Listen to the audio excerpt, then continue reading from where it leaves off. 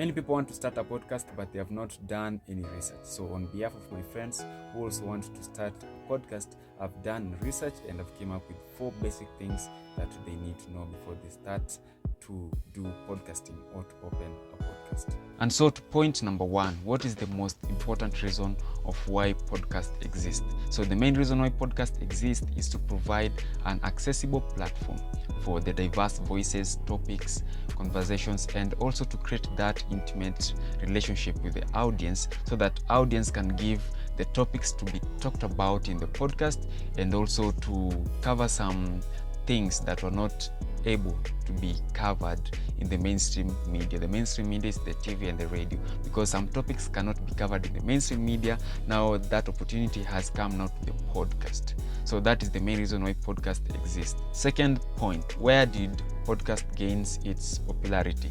So the podcast gains its popularity from the well-established media industries. Like in Hollywood, the creative sector is highly developed, so the media market there is so saturated, and the audience are always in need of the fresh new content, and the only way that they can give the audience that type of content is to start a new platform that is different from the mainstream platforms, the TV and the radio, and that's how they come up with the podcast. To our third point, is podcast valuable in the regions with less media saturation?